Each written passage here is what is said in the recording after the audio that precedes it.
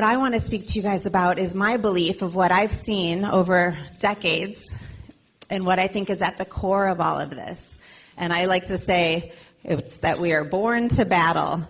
I sort of believe that as we are being born, you know how it talks about we're being knit together in our mother's womb? I picture a conveyor belt in heaven, right? Here comes the baby, and over here comes the purpose. And then the two come together and plop, we're born.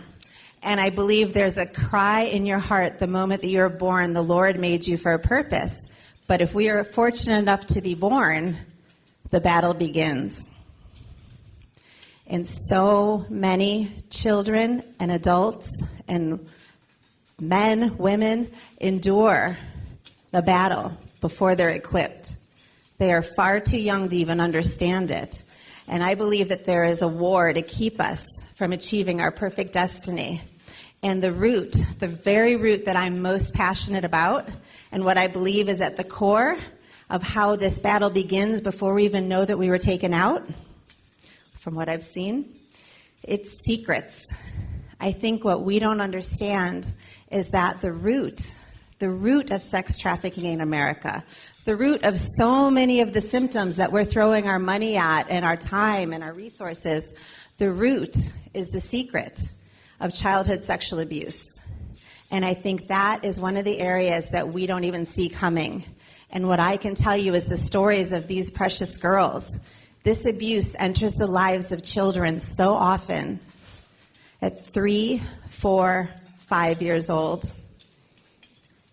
And it's at the hands of somebody that's supposed to love them, their protector. Their world is flipped upside down before they've even begun. When you are at the hands of abuse of somebody that's supposed to be maybe your father, your brother, your uncle, your pastor, a protector, a safe place, and you're used and defiled in the wrong way, but as it's happening, you're told, this is our little secret. You know, you're my special girl. You're my special boy. No one would understand. A child's mind in that moment has entered a battle that they don't even hold the tools or the keys to get out or to be equipped. And this happens again and again. We know that in America, all I've focused on for the last 12 years has been America. In America, it's 1 out of 3 little girls, 1 out of 5 little boys are keeping a secret of childhood sexual abuse. When it begins young, they're raised knowing love, they're knowing abuse, that's all twisted. They don't know what they don't know. They don't have the tools that we have, the keys to freedom that we as we get older learn how to say something or get out of something. And then what happens is the little kids, I've heard story after story, and it's textbook. It's almost the same every time.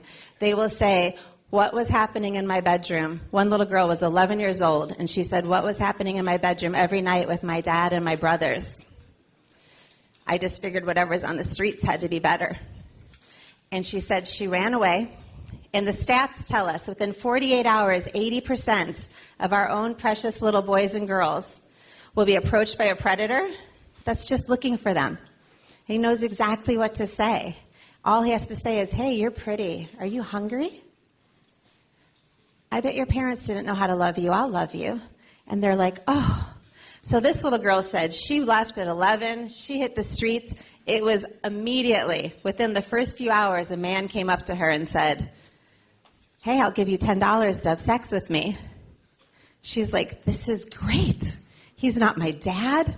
I could buy McDonald's. That's how their brain works. They're so little. This little girl went on. That man just gave her $10. She bought McDonald's. She thought she had made it. Like, it's no longer her dad. She's going to be all right. The next guy, as Deb had said, they'll run into either a Romeo pimp or a gorilla pimp. Her next one was her gorilla. And that little girl, what the stats tell us is once they are taken into the life, they are sold 15 to 40 times a day for typically 7 years. The intervention that's happening here to find those kids at that age is priceless, because the confusion, the not knowing how to get out of it, not knowing how to break the cycle, it's too hard. And you know what I find with us as adults? Many of us, we want to care, and we care a little bit. We come to an event, and then we put it out of our minds for another year because it's a little too much. Or maybe we haven't looked at our own secrets. And what my husband always says, he's like, where are the dads? What's going on? Where are the men? Why aren't we more outraged? Why aren't the men battling? And the story that I see again and again is we have two pathways happening. There's this secret of childhood sexual abuse, but then there's this grooming, and there's this open door to pornography that is stealing our children so young. And what that is doing is grooming the consumers. We're grooming and cultivating the buyers. We're grooming and cultivating the children to be sold, and it's in America. And so when you get into those thoughts, the stats of what's happening with pornography, when I started 12 years ago, I think the average age was 11 or 12, that a little girl would post a naked selfie. So picture an 11-year-old. Not much there, but she's doing this, trying to find cleavage. 11. Today, we work with law enforcement all around the country, online crimes. Right now, the average age that a little child is posting a naked picture? 7. 7. 1 out of 9 kids are being approached right in their bedroom on social media. They're being groomed. There's a beautiful video. It's not beautiful, it's hard to watch, but it's by Bark, and it shows they're put on a profile of a girl. She was 12 years old, I believe, and it was an agent, but they dressed her up to look like a 12-year-old, and they put her profile picture up with other pictures with her little siblings, created a family and a story, and then they set the timer for 30 seconds. Well, they got down 29, 28, 10, 9, 8. Boom, we have a pimp, we have a buyer. The men pop on. They have a profile picture that looks like a little boy. They're saying, hey, you're pretty. Hey, don't be shy. And our children, we don't even understand what's happening because this, as Noel said yesterday for those that were there, fastest growing crime in America. You get a child, you could sell and resell again and again. It's not consumed like drugs. And so we, as the ones that are able to step in and hold the keys, the moms that are able to say, hey, what's happening? We have to make sure our eyes are open, that we've had our healing. I was abused when I was younger, and I kept secrets for years. And what I think is so interesting is that when it happened to me, it was at the hands of my favorite. I mean, it breaks my heart to look back and think how nobody asked me what happened. It was so obvious that something happened. But it was my favorite uncle. My family has a farm and lots of land. The streets are named after them in Arkansas. And it was my idyllic summer getaway every year of my life. I loved it. All my cousins. And one summer, it was the uncle that had a nickname for me, a nickname for my cousin, my safest place to be. Everything changed. I think I was 11 years old. Everything changed. And he approached me in the bathroom as we were getting ready for church and told me, wow, you've really changed over the last year, and started groping me. And then it went on, and then it went on, and then it happened in the car on the way to church. And the pure evil, the flip in his eyes as he was doing what he did to me, and the silence out of me, I couldn't say a word. And he did what he wanted to do, and I said nothing. He grabbed his guitar, went up to the front of the stage of the church, started leading worship, and I went to the bathroom and cried and never told anybody. But what I noticed looking back is when I went back and sat down in the pew next to my other uncle, his brother, and he went to put his arm around me, I flinched. I was never the same. It broke a part of me that was built for trust and for faith and for love. And so I then said to my mom, I don't want to go back. And you know what? We never went back. Not a word was asked.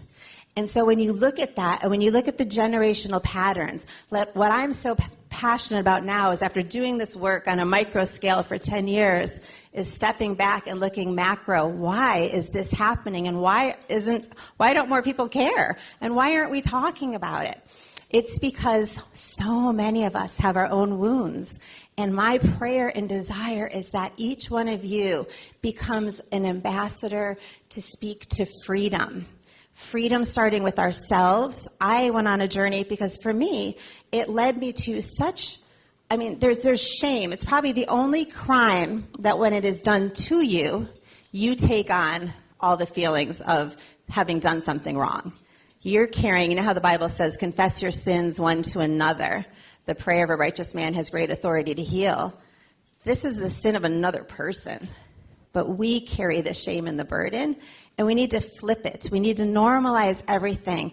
The amount of children being groomed and consumed in our world is telling us we have to change everything. There's an awakening that has to happen. Right now, there are systemic changes happening. Law enforcement's here. Let's give them another round of applause.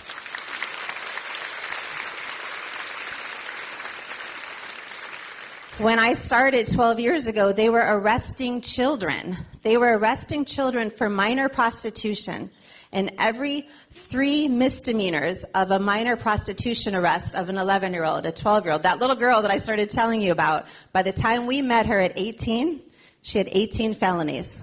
Because 3 misdemeanor prostitution arrests of a child equaled a felony. So they didn't even have a chance.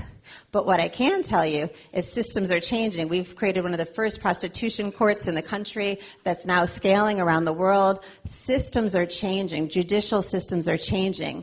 Schools have to have awakening. But it starts with us at home.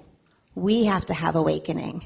If you're a grandparent and you still have a secret, if you're hiding something that happened to you, what research shows us, this is the thing I am most passionate about. Research tells us, and the Bible, sins of the father to the 3rd or the 4th generation. Statistical research says it will be repeated generationally. Abuse is generational until somebody flips the switch and says, no more, not on my watch. Turning a blind eye, even to pornography, thinking it's okay, it's over here, and our marriage is all right, but that's there. I cannot tell you, over the last decade, of all the sex trafficking stings that we have been involved in, 80 men in the lineup. There's always a pastor. There's always a teacher. There's always a local businessman, affluent. And you know what they say again and again from 18 to 80? I don't know what happened to me. I don't know how this happened. I am not the type of person that buys sex with a child. We're watching the headlines day after day, falling exposure, things are happening, because it is neurologically changing our pathways. Pornography changes our children's brain. They say addiction happens by age 8 to 12 now. 8 to 12. And what I like to close with, because I care so desperately, because if we don't change our culture and change our world and start really funding things like this and talking about all the weird, uncomfortable things I just shared with you, we're going to lose it. We're going to lose our children exponentially, because they are being groomed to think that this is powerful, that this is okay. There is an article written by a little girl, and it's called Sweet 16 and Never Been Kissed. And she goes on to write and say that she has had this phone and all of her friends since she was 8, 9, 10 years old. And boys have said to her, will you do this? Will you do this with me? Can we try this? They say now, research tells us that pornography, I'm old, I'm 53, right? Our porn was like Cosmo now. The porn that our kids are getting is defiling, degrading, and abusive. And this is what they're being shown that love is. This is sex. What happened to intimacy? We're changing everything. So this little girl goes on to say, I have been used in more ways than I care to explain.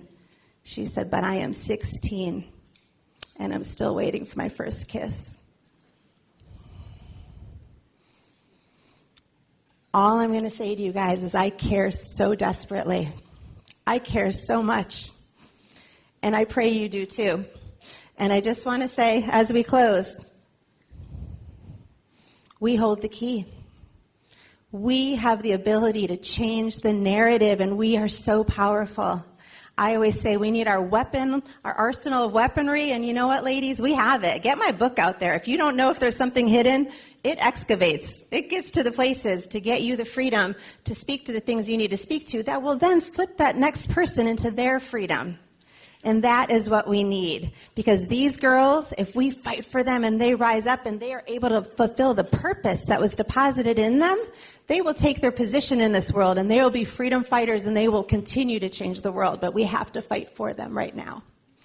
So I thank you. It's been my greatest honor to speak to you. Thank you so much.